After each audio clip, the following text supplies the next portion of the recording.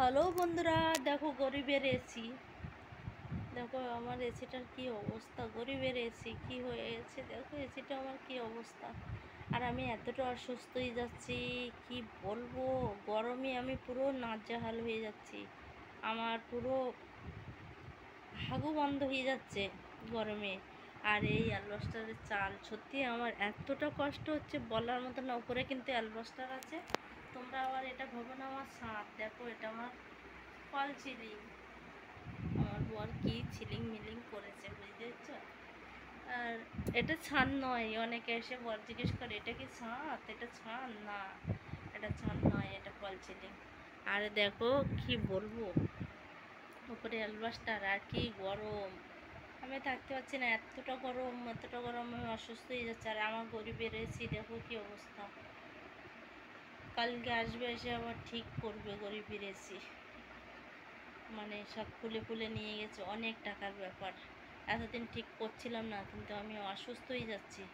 আমি আমার শরীর এতটা খারাপ সত্যি বলতে, কি হারে শরীর খারাপ হয়ে গেছে। মানে এতটা অসুস্থ আমি আমার জন্মে আমি হইনি। প্রচণ্ড শরীর খারাপ হয়ে গেছে, যার জন্য আমি বলে আগে এটাকে গরিবের এসিটা আগে ঠিক করি। যাই করি আর না করি, খাওয়া হোক আর না হোক, আগে একে ঠিক করি। মানে আমার এতটা কষ্ট জীবনে আমি পাইনি। আর আমার মাথা ঘুরে যাচ্ছে, আমার তো এমনি সুগার। আর সকালবেলা আমি দুবার তিনবার মাথা ঘুরে পড়ে গেছি, এত সুগার। তারপরে আমার ঘুম হচ্ছে না, এত মানে আমি পুরো মাথা ঘুরে এক জায়গায় পা দিচ্ছি আর এক জায়গায় চলে যাচ্ছি। দুবার তিনবার পড়ে গেছি, মানে কি অবস্থা আমার, পুরো শেষ। আমি যখন তখন হার্ট ফেল হয়ে আমি মরবো, মানে এরকম অবস্থা। আর আমার সুগার তো, যার জন্য মানে আমার সুগার বেড়ে গেছে না কমে গেছে। বর বলছিল যে সুগারটা পরীক্ষা করে নাও, আমি বলি না, আগে সেটা সারাই করো, তো পরীক্ষা পরে হবে। আমি অসুস্থ হয়ে যাচ্ছি, আগে একে এই গরিবের এসিটা আগে ঠিক করো, তারপরে সুগার পরীক্ষা পরে হবে। আমার এত মাথা ঘুরছে, আমি সকালবেলা উল্টে দুবার তিনবার পড়ে গেছি। বলছি না, এক জায়গায় পা দিচ্ছি, কতবার আমাকে বাথরুমে যেতে হয়। এক জায়গায় পা দিচ্ছি আর এক জায়গায় চলে যাচ্ছে। তারপর আমি সারা দিনে আমি ঘুমাতে পারছি না, এতটা গরম।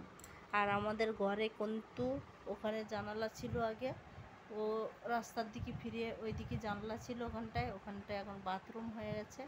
আর একটা জানলা ওখানে আছে, কিন্তু ওটা বাথরুমের ভিতরে খোলাও যায় না, আর খুলেও কাজ হবে না।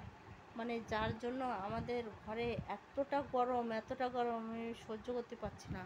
আর আমার দাদা আসে যখন, বলে কি একটা অ্যাডজাস্ট ফ্যান লাগা, এখানে একটা কেটে অ্যাডজাস্ট ফ্যান লাগিয়ে দে, অন্তত মানে হাওয়া বাতাসটা পাস হোক। মানে এতটা গরম এই ঘরে, সত্যি যে ঢুকবে সে বলবে যে না, একটা ঘরে ঢুকেছি, মানে এত গরম।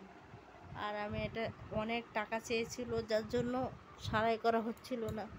আমি বলি আগে আমি না খাবো, সত্যি বলতে আমি দুপুরবেলা খাই না এখন। আগে রান্না করতাম, খেতাম, মানে একটা আমার সত্যি একটা ভালো ছিল, শরীরটা আমার ভালো ছিল, আমার কোনো এতটা অসুবিধা হতো না। আর এখন আমার এত শরীর খারাপ যে আমি রান্না পর্যন্ত ঠিক মতন করতে পারি না, আর খাওয়া তো দূরের কথা।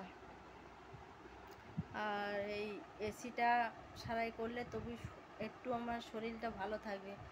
এতটা গরমে আমি সহ্য করতে পারছি না, আমার শরীর এতটা খারাপ, কী হারে শরীর খারাপ হয়েছে বলার মতন নাই। এরকম শরীর কোনো দিন খারাপ হয়নি। আর এখন কি শরীর খারাপ, সত্যি বলতে পারবো না যে কতটা শরীর খারাপ হয়েছে, বোঝাতে পারবো না। কালকে আলু ভাত খেয়েছি, আজকে বমি হয়ে উঠেছে, মানে আমার হজমও হচ্ছে না, বুঝতে পারছো। এতটা গরমে আর ঘুম না হলে মানে সে অনেক কিছু রোগ হয়। ভাত এমনিতে আমি খেতে পারি না, কিন্তু আমি কালকে রাত্রি খেয়েছি, আজকে আমার বমি হয়েছে। সেই রাত্রি মানে ভাত খেয়েছি, আর আজকে এখন বমি হলো, সেই আলু উঠলো এখন, বুঝেছো। তাহলে বুঝতে পারছো আমার কি শরীর, সত্যি আমার শরীরটা হেভি। আর এরকম শরীর কারো না হোক, সত্যি বলতে আমার এতটা কষ্ট আমার জীবনে করিনি। আমার বর যখন কাজ করতে, সত্যি এতটা কাজ মানে কষ্ট করিনি, এখন কষ্ট পেতে হচ্ছে। অলরেডি।